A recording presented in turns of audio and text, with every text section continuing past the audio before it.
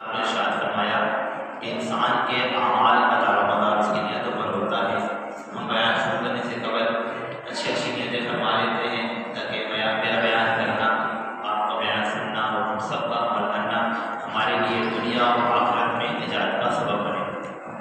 میں یہ نیت کرتا ہوں کہ انشاءاللہ کریم قرآن و حدیث کو بیان کروں گا، اور اس بیان کرنے کے اندر جو کچھ اس میں بیان کروں گا، جو اللہ اس کے محبوب علیہ السلام نے ارشاد فرمایا، سب سے پہلے میں خود بھی اس پر عمل کرنے کی کوشش کروں گا، اور پھر آپ کو بیان کرنے کا مقصد ہدی للمتقین، قرآن کے نزول کا مقصد ہدایت للمتقین کے لیے، حضور علیہ السلام کی امت تک حضور کا پیغام پہنچانے کے لیے بیان کروں گا۔ اور آپ یہ نیت کیجیے کہ آپ جو بیان کریں گے انشاءاللہ اس پر عمل کرنے کی کوشش کریں گے۔ جو اللہ اس کے محبوب علیہ السلام نے ہمیں حکم ارشاد فرمایا، اس حکم کی پیروی کرنے کی کوشش کریں گے، اور جو حکم سنیں گے اس کو آگے پہنچانے کی کوشش کریں گے۔ تو اللہ تبارک و تعالیٰ ہمارا عمل ناصر کرنے کی توفیق عطا فرمائے۔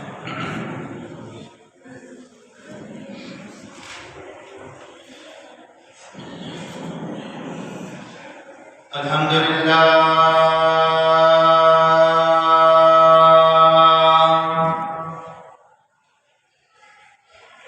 رب العالمین،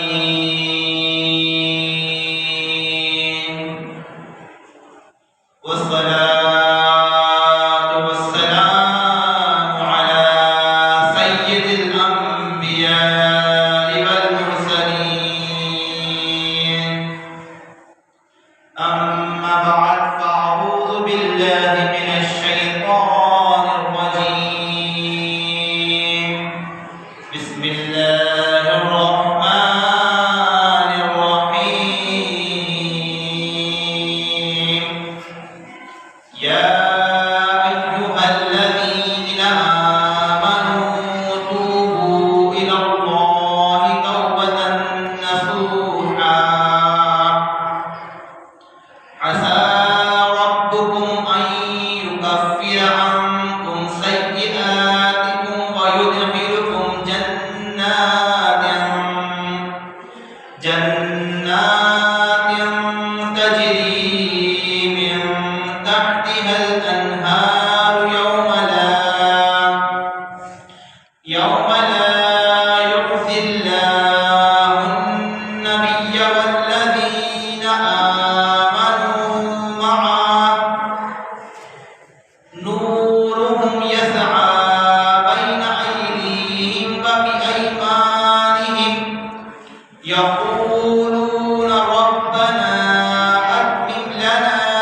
نورنا واغفر لنا إنك على كل شيء قدير۔ ثم قال النبي صلى الله عليه وسلم إنما الأعمال بالنيات، صدق الله مولانا وصدق رسوله النبي الكريم۔ عزیزان محترم، میں نے بھی آپ کے سامنے قرآن کریم اور فرقان حمید کی سورۃ تحریم کی آیت نمبر 66 آیت نمبر 8 کو پڑھنے کا شرف حاصل کیا ہے۔ اللہ تبارک و تعالیٰ سے دعا ہے کہ مولا کریم مجھے اس آیت مبارکہ کی روشنی میں حق بیان کرنے اور سماعت کرنے کی توفیق عطا فرمائے۔ اللہ تعالیٰ ارشاد فرماتا ہے کہ یا ایھا الذین آمنوا، اے ایمان والو، توبوا الی اللہ توبۃ نصوحا، اللہ تعالیٰ ارشاد فرماتا ہے اے ایمان والو، اللہ کی طرف ایسی توبہ کرو کہ جس کے بعد گناہ کی طرف نہ لوٹنا، یعنی توبۃ نصوح کر لو، یعنی ایسی توبہ کر لو کہ پھر دوبارہ گناہ کی طرف نہیں لوٹنا۔ حضرت عمر فاروق رضی اللہ تعالیٰ عنہ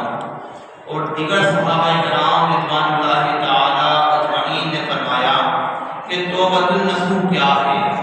فرمایا توبۃ النصوح یہ ہے کہ توبہ کے بعد آدمی پھر گناہ کی طرف نہ لوٹے، جیسے نکلا ہوا دودھ پھر گھر میں واپس نہیں جاتا، پھر توبہ اسی طرح کر لیں کہ جب تو ایک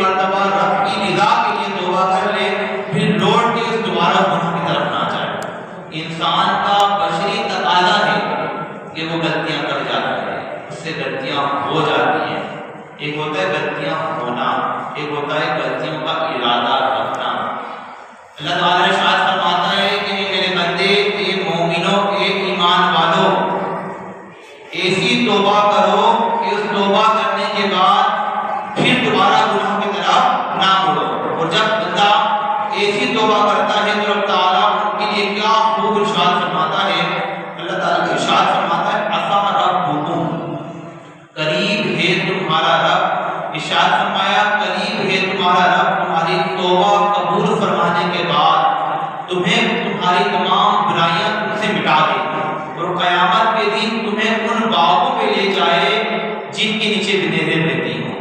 سبحان اللہ۔ جس دن نبی کریم علیہ السلام اور ان کے ساتھ والے، ان کے پر ایمان رکھنے والے وہ رسوا نہ ہوں گے، پورے صراط پر ان کا نور ان کے آگے، ان کے دائیں، ان کے بائیں دوڑتا ہوگا، اور جب ایمان والے دیکھیں گے کہ منافقوں کا نور بجھ گیا تو وہ عرض کریں گے اے ہمارے پروردگار، جنت میں داخل ہونے تک ہمارے لیے اس نور کو باقی رکھ۔ اور فرمایا جب کافروں کو جہنم میں گرتا ہوا دیکھیں گے تو عرض کریں گے اے ہمارے رب ہمیں بخش دے، بے شک تو ہر چیز پر قادر ہے۔ میرے دوستو، یہ آیت مبارکہ کتنی حسین ہے۔ رب کائنات ارشاد فرماتا ہے کہ میرے بندو، اے مومنوں، ایسی توبہ کرو، ایسی توبۃ النصوح کرو کہ پھر دوبارہ گناہ کی طرف لوٹ کر نہ جائے۔ اور جب تم ایسی توبہ کر لو گے تو میں تمہارا پروردگار ایسے مقام، ایسے باغ عطا فرماؤں گا کہ جن کے نیچے نہریں بہتی ہوں گی۔ یعنی توبہ کرنے والوں سے محبت اور توبہ کرنے والوں کی جزا اللہ تعالیٰ ارشاد فرماتا ہے۔ رب کائنات ارشاد فرماتا ہے میں قیامت کے دن تمہیں ایسا نور عطا فرماؤں گا جو نور تمہارے جائیں جانب بھی ہوگا، جو نور تمہارے آگے بھی ہوگا، جو نور تمہارے بائیں جانب بھی ہوگا، وہ نور تمہارے ساتھ دوڑتا ہوگا اور تم اس نور کے ساتھ پورے صراط کو پار کرو گے اور جنت میں داخل ہو جاؤ گے۔ یہ کوئی عام بات نہیں ہے، یہ بہت بڑی بات ہے کہ انسان توبہ کرے، گناہ کو چھوڑے، اللہ کی رضا والے کاموں کو اختیار کرے تو رب کائنات اس کے لیے یہ وعدہ فرما رہا ہے۔ اور آج جو منافقین، جو کفار، بظاہر طور پہ ہمیں ایسا محسوس ہوتا ہے کہ ہم مسلمان بھی ہیں، ہم نمازیں بھی پڑھتے ہیں، ہم روزے بھی رکھتے ہیں، ہم ایمان بھی رکھتے ہیں، نبی پاک علیہ السلام سے محبت بھی بہت کرتے ہیں، لیکن فی حالت زمانہ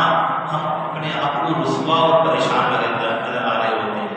جبکہ یہ پریشانی تو عارضی ہے جو ختم ہونے والی ہے۔ آیت مبارکہ میں فرمایا عسیٰ ربکم، ان قریب تمہارا رب۔ میرے دوستو، اگر حالات ماقبل کے زمانے پہ غور کیا جائے کہ لوگوں کی عمریں کتنی ہوتی تھی، ہزاروں سال، 2-2 ہزار سال لوگوں کی عمر ہوا کرتی تھی۔ وقت گزرتا